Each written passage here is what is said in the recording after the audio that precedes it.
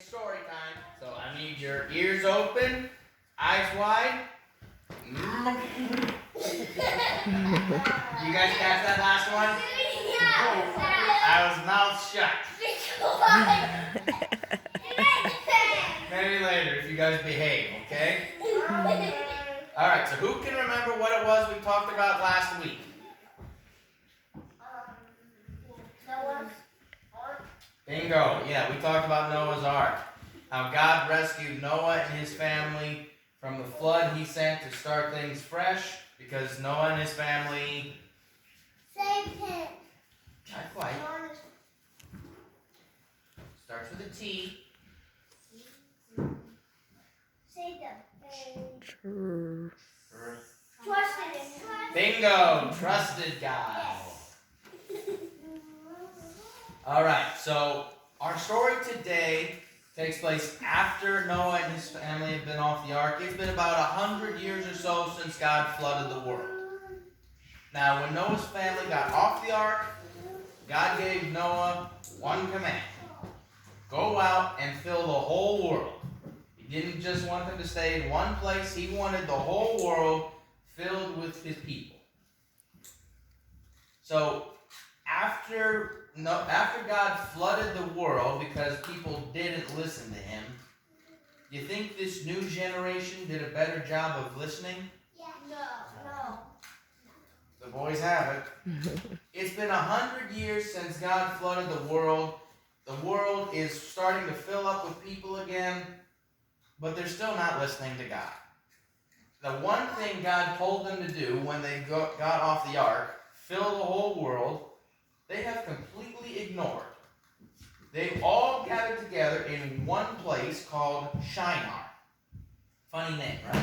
Yeah, like shine. Yeah, they've built a city for themselves, and then they get this idea, hey, let's build this huge tower. So tall it... Fall over. Say what? Don't fall over. God's gonna make it fall over. Let's not jump the gun, okay, kids? Yeah, what the people say, let's build this huge tower so tall it practically scrapes up against heaven.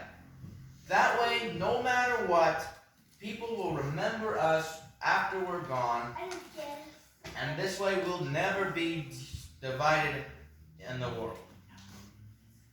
So, let's take a look at a couple problems with that. One, they're trying to make a name for themselves. That in and of itself might not be bad, but the thing here, they are essentially trying to remove God from their lives. That seem like a good idea to any of you? No. Big time no. And how about this? This tower is meant to be in direct opposition. It's the exact opposite of what God told them to do.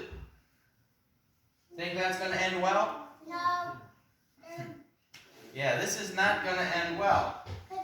Now, God gives them plenty of opportunity to do what He's asked. Remember, He waits 100 years from the time that Noah got off the ark to the time this tower is being constructed. He actually lets them get started. It starts to get up pretty high, and God doesn't do anything just yet. He's waiting for them to realize, hey, this is a bad idea. And finally, it becomes pretty clear that these guys are bound and determined to ignore what God has told them to do, to ignore God. So God says, all right, I've given them plenty of chance. If they're not going to do what I asked, it's time I stepped in and took care of things. So what do you think God's going to do? Maybe flood again? No. He's gonna knock over the tower. Okay, we've got a vote for knocking over the tower. I heard someone say flood the world again. Yeah, I was gonna say that, but I just he wouldn't do that maybe? Right, why wouldn't he do that? Because he made the rainbow. Exactly, the rainbow was God's promise that He would never flood the world again. So we have one vote for knocking over the tower. Any other ideas of what He might do? Might knock over the tower. Or maybe flood. Not flood, Lily, remember. God promised He would never do that again. Guy on the cross? That's a long way in the future, but good thought there. Then knock over. Hey, let's mind the language there, Maverick. That was kind of close. All right. So let me give you a hint. Did you know that back then everyone spoke the same language? Yes. Yeah, the whole world, all of those people, and there was only one language between them. English. Probably not English. Spanish. Probably not Spanish either. It's probably safe to say that whatever language they spoke isn't spoken anymore today. So, real quick, what are some other languages you guys can think of? I've heard you guys say English and Spanish. Let's hear some others. Japanese. French. Huh? I'm not sure. Chinese. Oh, never mind. What do you want to say, Deja? Oh, she was gonna say that. Okay, let's see if I can impress you kids. Have any of you ever heard of a language called Swahili? No. Yes. That's a language from Africa. Let's see. Russian. That's French. Huh? Russian. Russian, that's one. Let's see. What's Czechoslovakian. that? Would Swedish? Be Spanish, Portuguese. Greek. Yeah, Greek. Pig Latin. Hebrew. Hebrew was like a place back then. Actually, that was the first language the Bible was written in. Okay, let's see if I can come up with one more. Just to want to see if you kids have heard something. That's a place, not a language, but nice try. Well, there's actually several different languages in Europe. It's a pretty big place. That would be English, Lily. Once again, a place, not a language, but that's actually, they actually speak Japanese there. Okay, here's one. How about Yiddish? What's Yiddish? You know what Yiddish? It's I think it's kind of descended from Hebrew in a way, You know but what Yiddish? I know yeah, it's Chinese money, if I'm not mistaken. Not really a language, but that's a smart gibberish. Alright, let's bring it back in. So yeah, we're all familiar with there being multiple different languages in the world. I actually ran some numbers. There's some people that think there's at least 10,000 different languages in the world. Whew. So how do we go from a single language to 10,000? Well, that's because God came in when people were building this tower and he confused their languages. How did he get confused? You know, the Bible doesn't tell us specifically how God did this, but essentially what we know is what happened is that like one day everybody's working together building this tower, everyone's speaking the same language, and then a very short time after, maybe even the next day, people come in, start talking to each other, and realize they have no idea what is coming out of the other guy's mouth. Now, let's get one thing straight here. God did not give every person a different language, but he did make the specific groups within all these people that had different languages. Now, why do you think God would do that? To confuse them? Close.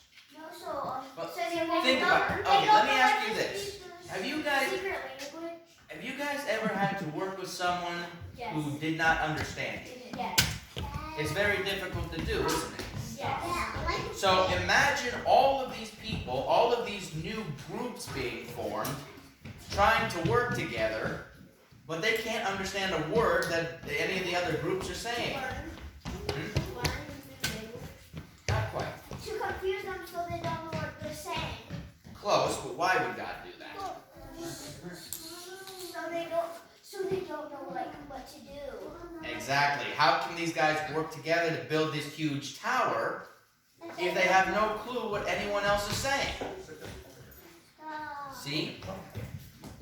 And so, based on that, these people who were once all living together in one place, they realize they can't all stay together anymore because they can't understand a word that anyone else is saying. So all these different groups, they finally spread out into the whole world, just like God told them to do. He had to give them a little nudge in order for them to do this, but finally they were doing it. And that tower was given a special name because God confused their languages there. Wait, it was called Babel. Babel. Babel. Exactly. This was called Babel because it was a word that meant confusion, or at least something very close to it. So that's where this story ends. But let me ask you this question real quick. Do you think any of that would have happened if these people had put God first like they were supposed to? I mean, for one thing, that tower never would have been built, right? And these people would have been spreading out just like God told them to in the first place. In the first 100 years. So, this gives us an example of what happens when people don't have God in their lives from the Bible. Well, What do you guys think might be an example of... They died. Huh? They died. Well... They get bad things get done. Judas? Do you know who Judas was? Of course I know who Judas is. That's He was the betrayer. Alex, we're not there right now, okay? We're way before that right now. Alright, so let's think of some examples of what it might mean for someone to try to live without God nowadays. What kind of stuff might happen? They might forgive him. He might forgive us. Yes, God will forgive us, but not quite what I mean, Alex. I mean, what does it look like when someone is trying to live without God? Yeah, that's a good example. Yeah, they don't do good. But let's try to think of some specific things. Like, what's something that someone who's trying to live without God might try to do? I'll go to church. Yeah, that's one. Hey, come on, sounds like Alex is running the conversation here. Let's hear from someone else. Lily? Not going anywhere. There will be no place to go. Not Okay. getting food. That would be one. Or what? Well, they may look good on the outside, even, Yeah. but on the inside, On the inside, they're rotten. but they may even do good things. But without God there for them to, without God in their lives, eventually everything crumbles. What's wrong with it? Means that everything falls apart. Like a cookie, whatever it breaks at me. You're like, You know, Alex, that's actually an excellent example. What he said. He said that it's kind of like a cookie. I mean, the cookie in and of itself is good, right? Yeah. But when it falls apart, there's nothing left to it, right? Yeah, That's exactly what a life without Jesus is like. Or a life without God is like. That never gets a chance at my house to fall apart. But still, I mean, the life that God gives us can be good, but with Him, when God's not in there to keep it together, crash. Yeah, like tents. Yeah, something like that. Tents. Alright, I think that's where we can end for tonight. So, who's ready for activity time?